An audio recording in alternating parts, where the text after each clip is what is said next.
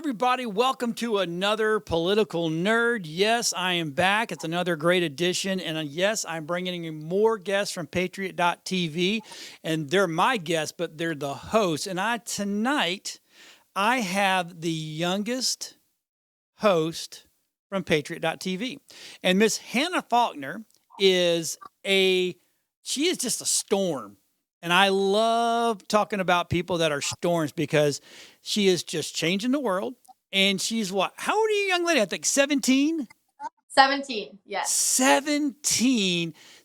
And it's not just this. She is a host on Patriot.tv. But this young lady is writing books, and she's traveling all over the country. I mean, she's one of I think you were on with General Flynn, and General Flynn absolutely loves you. We all absolutely love you. So welcome to the show. Thank you so much for having me. I'm excited. We were talking a little bit off air about this is a time we won. It's an exciting time in American history. A lot of people are pretty exhausted because it's been a long fight. So just taking, a week off, just a little bit of a breather, like you said off air. So I'm excited to get into a lot of things that I don't normally talk about today. That's awesome. So, and that's what I do. As much as I love to talk politics, and trust me, my poor TD, he sits there and listens to me It's like, I know he says in his brain, God, he's just a rambling old dude that just needs to stop, but I don't ever stop. That's just part of what I am. So let's talk about who is Hannah Faulkner. All right. Well, I share this a little bit with General Flynn, but like you said, I'm 17. I host a podcast, the Hannah Faulkner Show, on Rumble, and then it's obviously on Patriot TV as well. Author of the book Last Chance, forwarded by General Flynn. To give a little bit of backstory to what I did previously to doing, investigative journalism, exposing Planned Parenthood, exposing trans youth organizations, traveling, speaking, all these things. Before that, I was a motocross racer. I raced motocross. Whoa. You were a motocross racer. Yes, I was. Okay. I raced so motocross. I know a little bit. Okay. So what did you ride? So I trained on a KTM 105, but then I raced KTM 112. Ooh. Okay. Yeah. So, okay. So what made you wake up one morning and go, I think I want to race motocross? That's what I want to do. Oh my goodness. So this is interesting. So I remember being about the age of 8, 9 years old. And I've always, my family's always raced, whether that's cars or four-wheelers. My dad has always just been like this thrill-seeking guy. Like he loves like the thrill of racing and like the adrenaline rush that you get. So he's always been into racing. But I started watching these videos. Have you ever heard of Hayden Deegan, Danger Boy Deegan? Yes, I have, actually. I know exactly who you're talking about. So I started watching these videos at like 8, 9 years old, and I was like, who would in the world? This was at the Loretta Lynn's Motocross Ranch. I don't know if you've heard of this ranch. I know where it's at. Okay.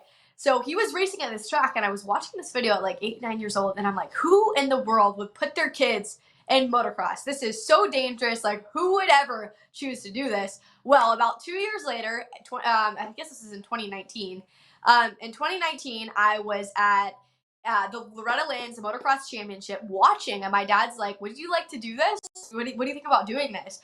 Well, I trained, I started riding, I made it to the qualifier, I made it to the regional, and in 2020, I was at Loretta Lynn's ranch racing with the top 42 people in my class in the world. So it's kind of crazy to see, the year before that, I was like, this is a crazy, insane sport. Like, who's doing this? And then a year later, I put my heart into it, and we ended up making it. So it was a lot of dedication, a lot of grit that went into that. I mean, you trained on the bike 5 hours a day, Monday through Friday. Off the bike, you'd do 1 to 2 hours of working out, because this is a very intense, mentally, physically, sport. So it was crazy. But yes, that was a little period of my life before getting into the political world. So I'm going to point something out to you. I'm an old dude, and that's just because I'm a Gen Xer, and this is what we do. We just point things out, right? So at 8 years old, you were literally sitting there going, in your brain going, who would put their kid in this sport, right? So that tells me right out of the bat that you are what we call an old soul. You think and you act like an older person would, because an 8-year-old never sits there and goes, well, who would do that to their kids? You did that. And then what did you do? Well, okay, I'll try it because I think it's kind of nice. It's kind of fun. So how far did you go in the racing world? So I actually the last race that I ever raced, I whole shotted the girls like top 10, and I literally went all the way up within like half a lap to third place. So I was like racing top 3, which is in the world. I mean, they've got girls all the way from Canada to um, what are some other countries? I mean, Well, Venezuela. I know some of the girls from I was going to Venezuela say that were the so yeah across the world. yeah.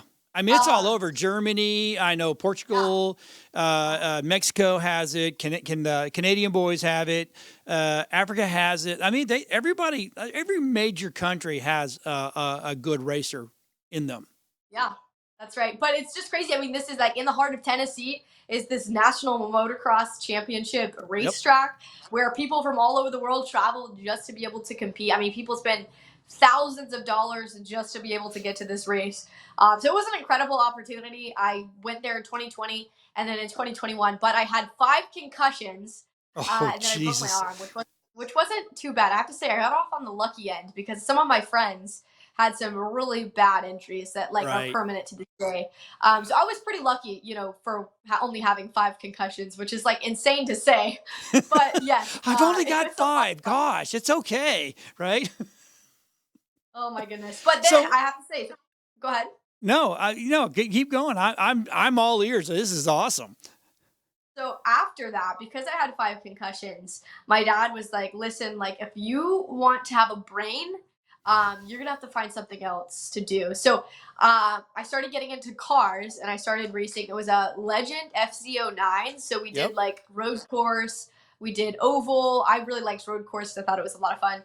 So we traveled doing that, and I did that for about a year and a half, 2 years, and then I decided I wanted to go full fledged with my podcast and speaking, and Right. really just try to be an influence and this crazy world that we're living in. But yeah, that was kind of like a little bit of the beforehand, which is I don't talk about it often. I literally never talk about it, but it was a lot of fun. I honestly really want to get back on the bike Yep. soon. At least it's been like 3 years since I've raced, so Woo, yeah. it would just be so much fun.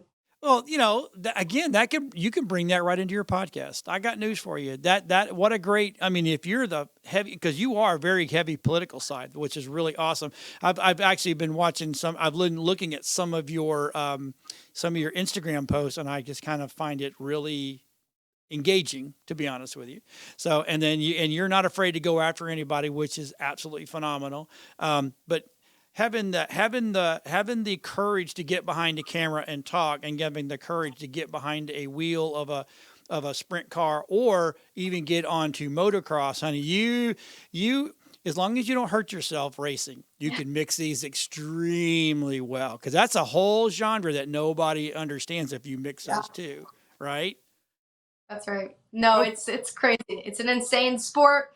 But I did some woods. I have to say, I actually did some woods racing because motocross is the jumps. And I yes. was always really good at the jumps. I literally love jumping. That was like my thing, was I would always beat anyone in the class on the jumps. But in the corners, I couldn't like quite slow down my mind to like get the corners right. Like I would Yep. get it good, but I wasn't the best at that. Like my sweet spot was always jumping. I was like the farthest jumper, but corners was my struggle. And so then when I did woods racing, like GNCC's, which is the Mm-hmm. Grand National Cross Country Race, Yep. I would be in like first place. I'd get the whole shot. I'd be in first place for probably a lap or two. So, probably 20 minutes of a 3 hour race. And Right. then I would just be like, just crazy, like going as fast as I possibly can. And I hit a tree. So, well, because, Okay, in the so woods, I'm gonna piece of advice. I think you need to go out to the Baja Enduro side. You got plenty of jumps. There's no trees that are gonna jump out in front of you. I'm just saying. And I think your dad would probably sleep a little bit better at night. oh my goodness, no, that was some of those races were crazy.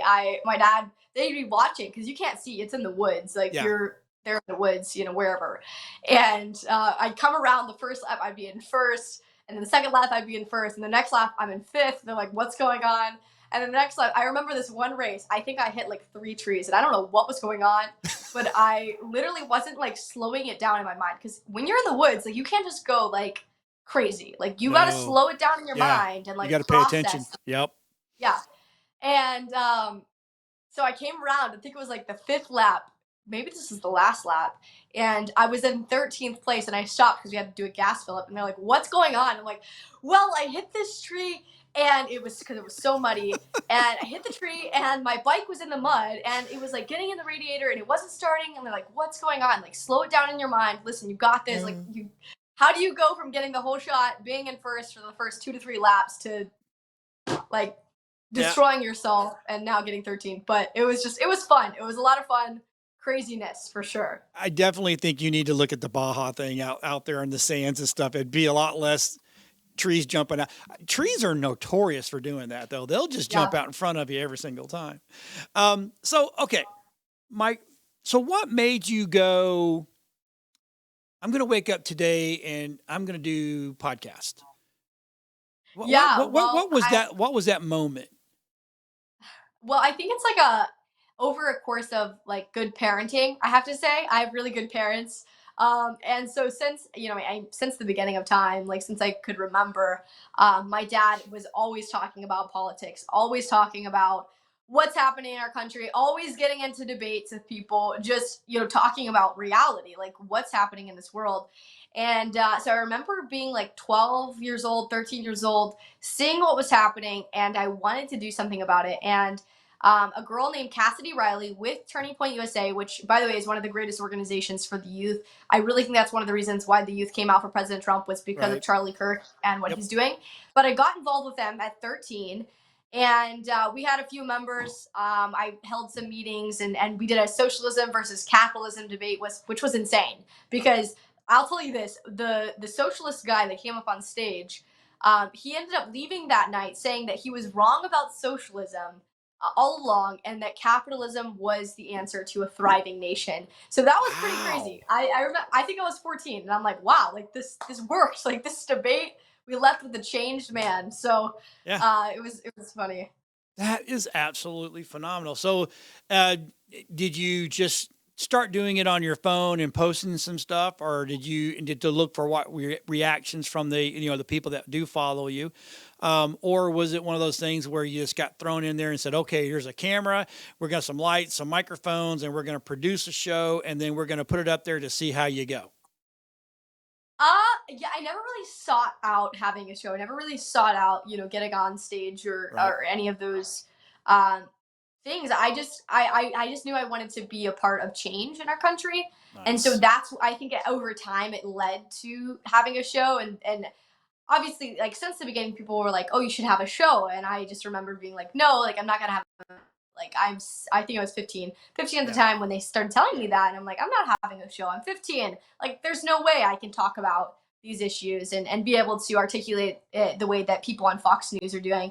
But over time, it was kind of just like, okay, you've got to do it. Like, listen, if we want to make change happen in your generation and in this country, like, you've got to have a show. So that just, I feel like it just was over time. It kind of did get thrown in my lap a little bit, but totally a God thing, for sure. I mean, you can, like, there's a verse in the Bible, you can establish, man establishes his steps, establishes his plans, but the Lord's, plans ultimately or what will succeed. So I think once you, just step into the ring, I mean, this is, the political fight is crazy, but it's ultimately for the truth and for our republic, as my book says, last chance to save our republic. So it's exciting times we're living in, for sure. Yes, yes. So how is it now, going to school and being around your friends with, I mean, you've gotten your picture taken with President Trump, and you've been speaking all over, which we're going to talk about all this. So how did you get to meet President Trump? Okay, so I never have shared this before, but I actually became friends with Barron Trump. Okay. And he, through one of his great friends, you've probably seen him on the news. I became friends with his best friend, And then his best friend was like, hey, you should meet this girl that's in the political movement. So we had like a phone call, and then we met at Mar-a-Lago. And then they're like, you don't have a picture with President Trump. You've got to get a picture with my dad. So we go, I think it was at a Turning Point USA event, and President Trump was there. So he made it happen. Barron made it happen. And I got the picture with President Trump. So and it was kind of funny because Barron has showed Trump a few videos of me speaking. And Trump knew that we had been friends and had talked. Right. So he was like, all right, let's call up Barron. Like, what do you think about Barron? What do you think about calling up Barron right now? Let's call him up. So it's funny. I mean, I have to say, Trump is like seriously the most genuine person. Right. He's Yeah. he's hilarious, and he's down to earth. He's real. He's raw with people. He doesn't beat around the bush, and I think that's what makes him, a fit president for our country, especially for this time. So how is it? How is it being out in public now? I mean, in our world, and in what I've done in coming up and watching everybody, you're turning into a superstar. Well, I don't know if I'd call myself like a celebrity to be where I'm like in public and everybody's stopping me, but I will tell you this one time.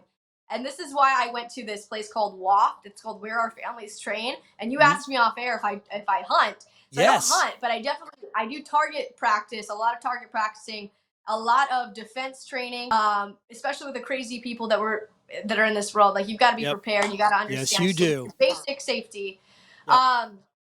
And so I actually, right after I hosted a Teens Against Gender Mutilation rally in January of 2023, I was at a coffee shop, and I walk into this coffee shop, and I get my coffee, and this man, he says, Hannah, I know who you are. I know what you're doing. And if you don't leave those racist, homophobic, all these different name calling things that you said, Mm-hmm. organizations, if you don't leave them, something very bad is going to happen to you. And this guy had Mm-hmm. like black makeup all over his face, black fingernails. And I'm like, okay, is this a threat? I just said, oh, have a good day. Bye. Yeah. Like, whatever. But I'm like, Right. is this a threat? And this is in my own hometown. So for me, um, that was like, you know what? I need to be prepared. Like, God forbid something ever happened. Yep. But we need, as American citizens, to, be safe and Yes. to understand safety and how we can defend ourselves if something happens. But that doesn't really answer your question. But I do want to say, because you mentioned earlier about Gen Z and like how it is, in schools and Yeah. with my peers. Something that excites me so much, because I went to public school when I was in kindergarten, which is a story in and of itself. But I was homeschooled from first grade up until like the end of high school. So I never really like went to public school, but I've always interacted with young people. Like, I've Right. always interacted with people my age. Like, when I raced motocross, I was literally training with people my age, living at a training facility with a bunch of teenagers um, and young adults. So I've always interacted with people around me. But I will have to say, since getting involved in politics, and I don't know if maybe it's the picture with Trump. Maybe that's what they're like, that's so cool. Yeah. But when I first got involved, I have to say, people were a little standoffish. Like, I don't know what this means. Like, why would she want to get involved in politics? But now I'm just seeing this trend of those same people. They're like, Hannah, how can I get involved? How can I be a part of change? Like, how can I start my own podcast? And so for me, that excites me, because it's like, this isn't about us. This is about the mission. And as many young people that we can get involved to stand up for what is right, that's incredible. And that's what it's about, really. So now you're traveling all over the country, actually speaking, right? Yes. Let's talk about that. How does it feel to travel all over and actually talk to these massive amounts of people that are sitting there looking at you like, Well, I have to say, that's what I love about the Reawaken America tours. That was like my first real event that I got to speak at. And what an event to be able to speak at, with like 3 to 5,000 people in the crowd. And these people are hyped up. They are excited. They are passionate. And I definitely you get a little spoiled when you go to these Reawaken America tours, or you go to Trump rallies. You get a little spoiled speaking to them, because then when you go to a group of people, and I'm not trying to hate on anyone that's like, that's not a very exciting crowd. But then when you go to a group of people with 50 to 100 people, and those people, they're just not excited. They don't have any like passion in them, and it's Right. like you gotta work. You gotta work to get it out of them. So Right. you get a little spoiled. You get a little spoiled with events like the Reawaken tour, or even other events with just extremely passionate people. But I love it, even the ones where they aren't super passionate. By the end of the event, I'm like, we're gonna get you passionate. We're gonna get you excited about this movement. We're gonna get you excited about the future of our country, because a movement is coming. A red wave is coming, which it did. We saw the red wave. We saw, the people come out in droves for President Trump. But it really is exciting, and it's honestly it's the most humbling thing, because I'm not sure if you're a Christian. I'm a Christian. I know that he who kneels before God can stand before any man. And this is not me. This is like by the grace of God that I'm even able to do this. So for me, it's like the most humbling thing. Like here I am, a 17-year-old. Like what do I know? I haven't even lived on this earth for very long, and I'm able to do this. So this is not by my works at all. Like this is all the Right. Lord establishing the steps, Yeah. and it really is just very humbling, I have to say. Yep, I am a Christian. Just let you know that. I'm a follower of Jesus. I don't. There's things about That's the right. word Christianity I don't like, but I am a follower of Jesus in a big way. So we got a few minutes left here, and let's talk about. Okay, again, I love these wake up moments when you go, you know what? I'm going to write a book, and I write a book about history, and I'm 17. Do you think people are going to take this seriously? And so, yeah, what was that aha moment going, yeah, I'm going to write a book? Well, I just started writing some words on a page when I was probably 12. I literally started writing like this. I think I called it like shattered glass, and I wanted to write a book about like my generation and young people, and recognizing that we're all like broken people trying to find our place in the world. I was like 12, and I just started writing. I'm like, oh, one day that would be really cool to like write a book that could impact people. But I just left it. Like I just left the Google Doc there, and I never touched it again. But then after I got involved in the political world, my dad, started encouraging me, like, you should take your research and the things that you're talking about on stage and compile it into a book so that people can, take this information for themselves, use it for papers, because, young people or people, my peers, are reaching out to me asking if for help with their papers because they want to write a paper on abortion, but they don't know how to handle it in a more of a statistical way, and instead of pushing, their beliefs on it on the paper, how can I do it in a just putting the data and the statistics and the studies on this paper. And so I started getting all these questions, and I'm like, maybe I should write a book. And so I started writing a book, Yep. Last Chance to Save Our Republic. Yep. And I started with the gender ideology chapter, because that at the time was like what I was really heavy in, was the gender ideology, and trying to expose these surgeries that they were doing on children in my generation. So that was kind of like the pathway to writing a book. So I started writing it officially 1 year ago. So September. Last September, I started writing Last Chance, and I think I finished it in like March.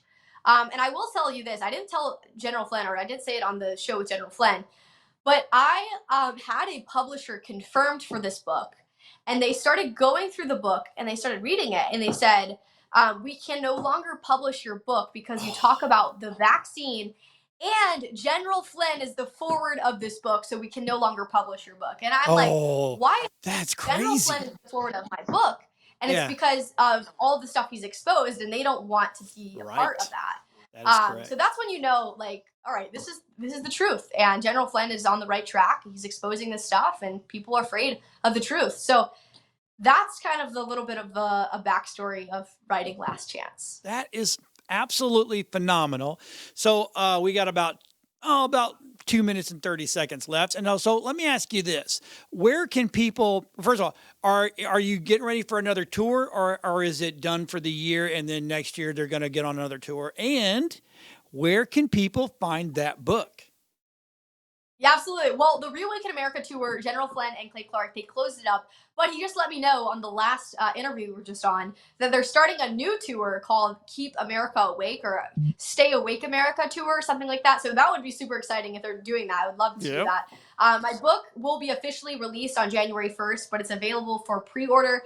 Your audience can go to cultureof1776.com. And then I'll show this. I don't usually keep them here. But I actually, like, one of the things I recently launched before the book was the Yep. Make America Classy Again hat. I don't know if you Oh, saw them on nice. my website. Nice. So your audience can go and get a Make America Classy Again hat and the book. It's on cultureof1776.com, and that will have the link to my show, all of my social media platforms, and then also my Substack. So we do our best anytime that we have a guest on that's written a very good book. I've got books that I don't like, but I've got good books that we always want to have signed. So that goes into our library in here. And I definitely am going to wind up getting one of those hats because I think that I need hats. Hats and me were our best friends. You know what I'm saying? So, so do you have any, other than the tour, do you have any other speaking engagements that are going to come up after the first of the year? Yeah, I have some stuff planned, media tour wise for the book in the first of the year. We're doing like a really cool launch party for the book on January, or I guess it would be New Year's Eve heading into January 1st. Heading into the year, last chance to save our republic. We've got one last shot at this. Let's take this country back. So I'm excited for that launch. You going to stream that live? Yes. You going to stream that live so we can all watch? I haven't even thought of that, but I definitely should. I will plan on doing that. I'm going to remember that. All right, you got to make sure you talk to me because I can help you out there big time. So everybody can go to your website, and everybody can go once it launches. We can get that as well. I have never been more excited for a young person in my life, other than my technical director and my kids. But it has been absolutely phenomenal talking to you, and thank you so much for coming onto this show. You got the old talking to the new, and there you go. It's just the way it works. We can all get along, and you've got my support 150% if that's really such a thing. I think 100% is deadly, But anyway, thank you for coming on. We appreciate it. And look, folks, everybody needs to get behind this young lady. She is a storm, and a good storm. So we'll see everybody next week on The Political Nerd.